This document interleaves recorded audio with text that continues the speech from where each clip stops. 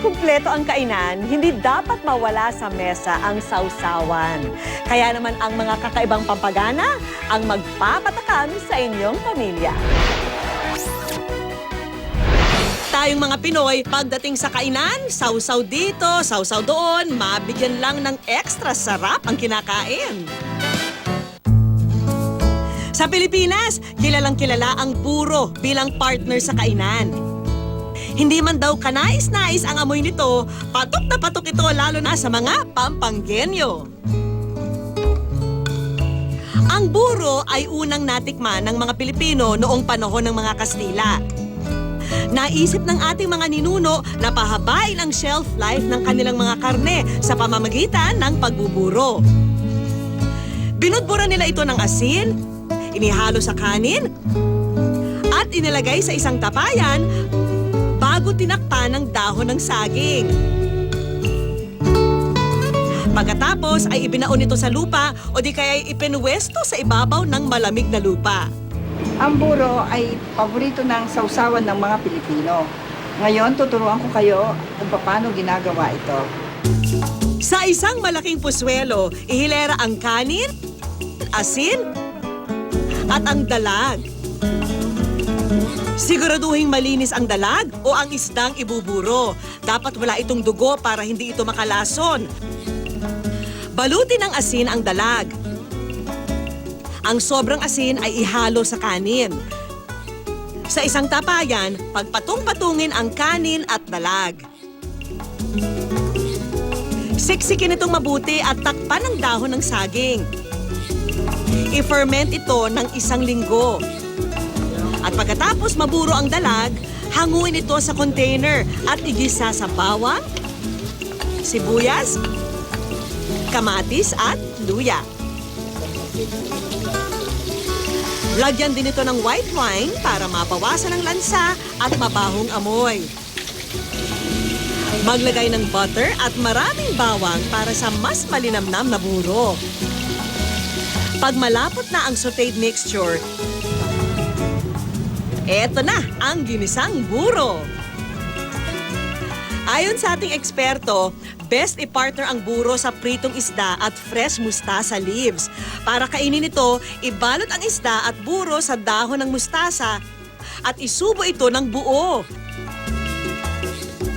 Kakaiba ang lasa pero certified itong pampagana. Hindi nagtatapos sa buro ang pampagana nating mga Pilipino ha. Nailikha rin ang iba't ibang sausawan para sa iba't ibang klase ng pagkain. Ang bagoong na ipinapartner sa kare-kare, pwede na raw haluan ng karne tulad ng sisig. Igisa sa bawang at sibuyas ang bagoong alamang.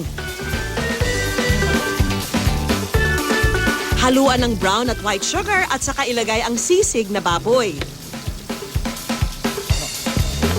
Dagdagan ng siling labuyo at ready na ang bagong sausawan ng kare-kare. Ang binagoongang sisig. Ang lechon kawali, hindi na kailangang bilhan ng lechon sauce dahil pwede kang gumawa ng classic at mas masarap na bersyon nito. Ang liver sauce. Magtagtad ng inihaw na atay ng baboy. Idikdik ito para pumino. Haluan ng tubig para kumatas ito. Sa isang kawali, igisa ang bawang at sibuyas. Ibuhos ang katas na nakuha sa dinikdik na atay ng baboy.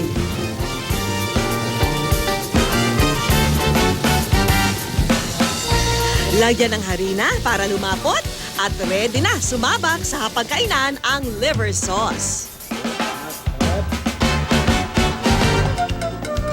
Para naman sa pesang bangus na paboritong lutuin ng mga nanay, perfect partner ang sausawang tinatawag na tahore na gawa sa ginisang miso o tausi.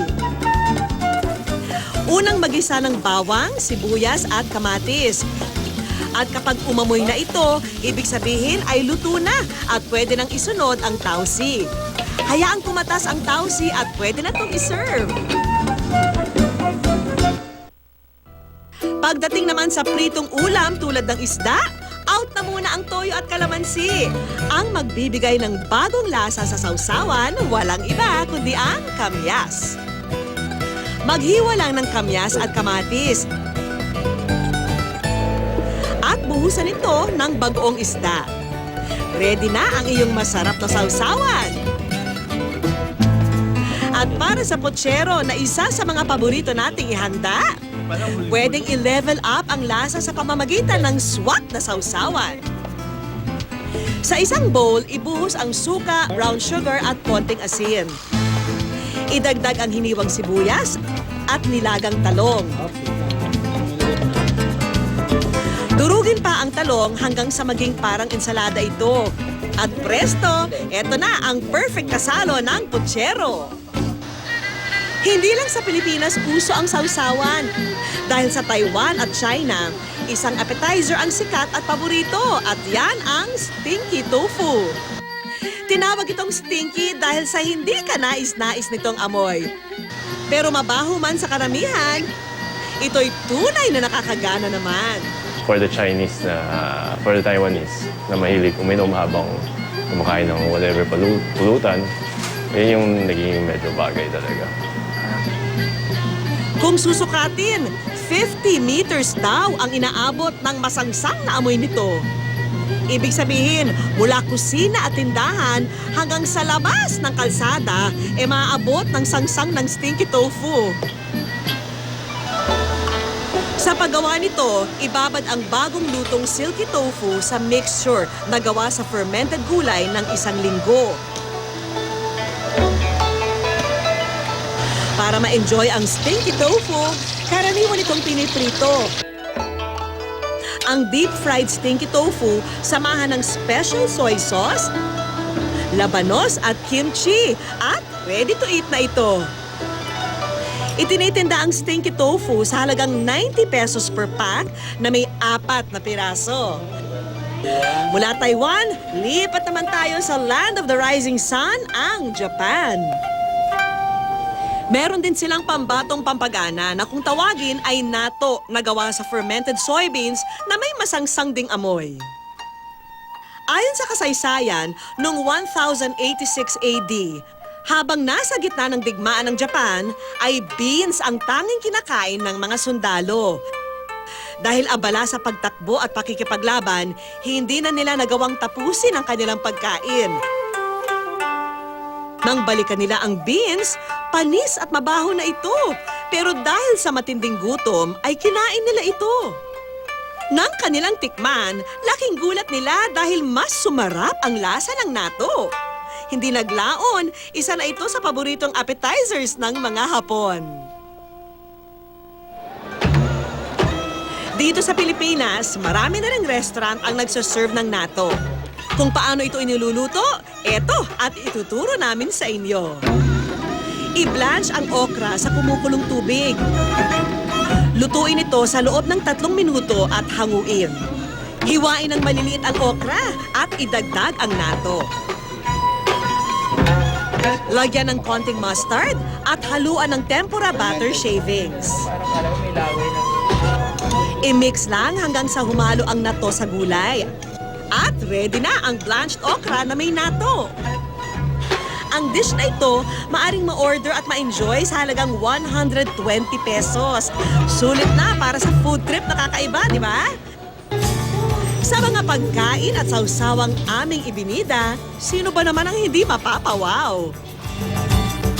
Kaya bigyang buhay ang mga pagkain na kagawian and spice it up sa pamamagitan ng masarap na sausawan. At yak ang buong pamilya ay lalong gaganahan.